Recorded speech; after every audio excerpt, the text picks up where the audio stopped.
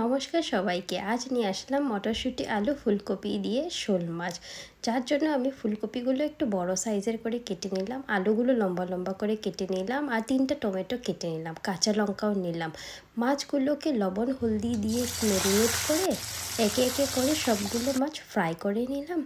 তারপর সেই মাছ ভাজা তেলে একটু চিনি দিয়ে দিলাম। চিনিগুলো যখন ক্যারামেলাইজড হয়ে গেল তখন সাদা গোটো জিরে দিয়ে দিলাম, তেজপাতাগুলো দিয়ে দিলাম, আর কাঁচা লঙ্কাগুলোও দিয়ে দিলাম। তারপর কেটে রাখা টমেটোগুলো একটু ভাজা ভাজা করে সেখানে হলদি গুঁড়ো, জিরে গুঁড়ো, ধনে গুঁড়ো, শুকনো লঙ্কার গুঁড়ো আর লবণ দিয়ে একটু ভেজে নিলাম। যখন একটু ভাজা ভাজা হয়ে গেল সেখানে মটরশুঁটিগুলো দিয়ে দিলাম আর কেটে রাখা ফুলকপি আলুগুলো দিয়ে দিলাম।